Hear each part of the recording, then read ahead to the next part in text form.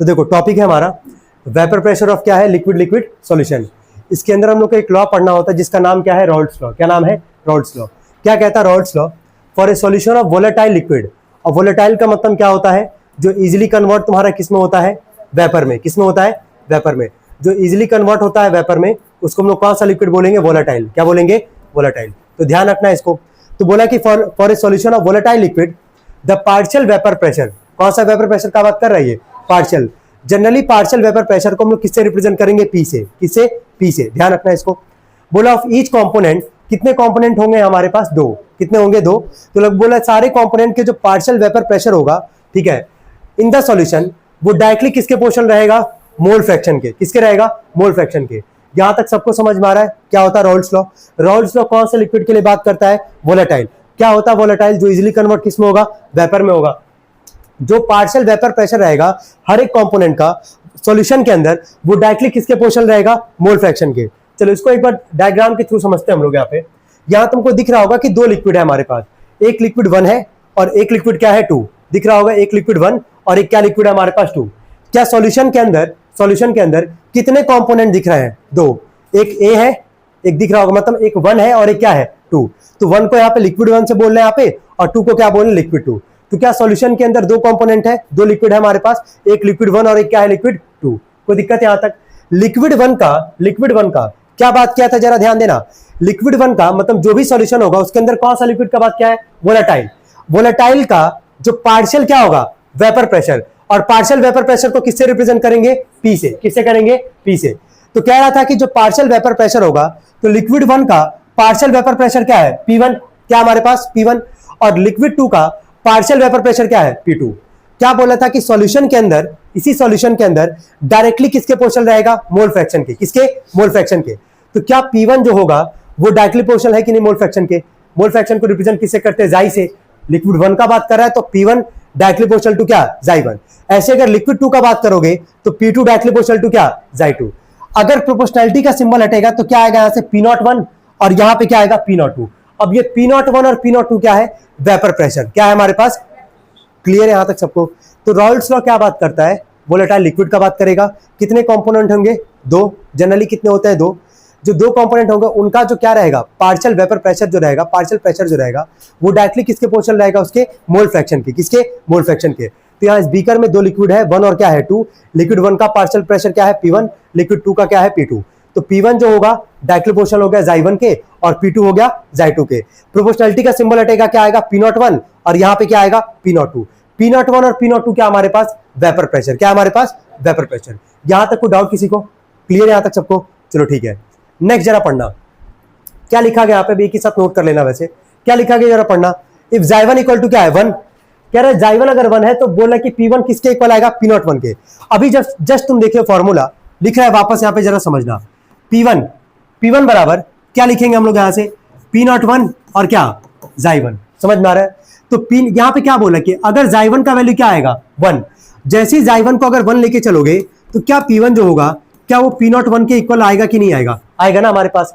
अगर ऐसे ही अगर Xi2 का, अगर यहाँ पे Xi2 को अगर 1 लेके चलोगे तो अगला फॉर्मूला था लिक्विड 2 के लिए। क्या था लिक्विड 2 के लिए, P2 बराबर क्या था, P02 और साथ में क्या, Xi2। अगर Xi2 1 लेके चलोगे तो P2 किसके इक्वल आएगा तुम्हारा, P02 के। तो हम ये कह सकते हैं क्या, हम ये कह सकते हैं कि अगर Xi1 1 है, अगर Xi1 और Xi2 का अगर वैल्यू 1 है, तो जो तुम्हारा पार्शियल वेपर प्रेशर रहेगा वो डायरेक्टली किसके इक्वल रहेगा, वेपर प्रेशर के। किसके, वेपर प्रेशर के। तो क्या ये तुम अपने दिमाग में फीडअप कर सकते हो कि कब तुम्हारा पार्शियल प्रेशर और वेपर प्रेशर इक्वल होगा, जब वहां मोल फ्रैक्शन का वैल्यू कितना आएगा, 1।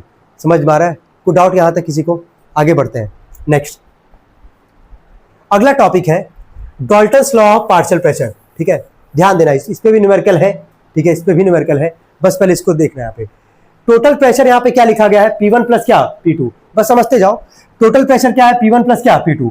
क्या P1 की जगह, उसका फॉर्मूला भी जस्ट देखे थे ना, P1 की जगह क्या लिखेंगे, P01 Xi1, और P2 का फॉर्मूला क्या होगा, P02 Xi2। इसमें कोई कंफ्यूजन किसी को, अच्छा ठीक है। इसके बाद भले हो सकता है कंफ्यूजन, उसको भी दूर कर रहे हैं यहाँ पे। ये बताओ Xi1 दो कंपोनेंट है हमारे पास, लिक्विड 1 और क्या, लिक्विड 2।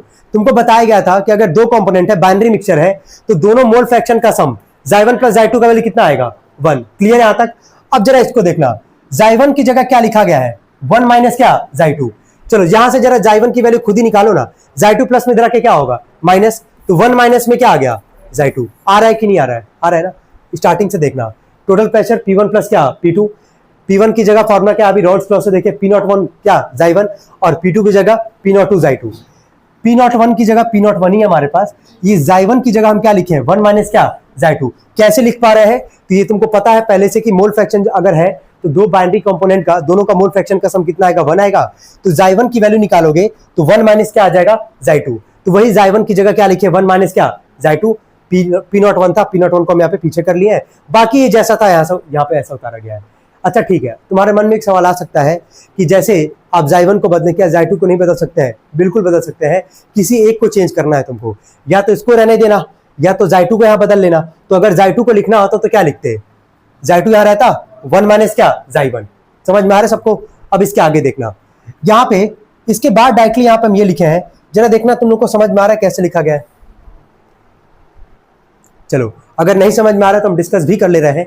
चलो P01 का क्या अंदर मल्टीप्लाई होगा, चलो मल्टीप्लाई करके जरा बोलो क्या लिखोगे, P01 माइनस में क्या लिखोगे, P01 और क्या Xy1, प्लस में क्या हमारे पास P02 और क्या है ना बगल में, यहाँ पे कोई दिक्कत है यहाँ तक, ठीक है।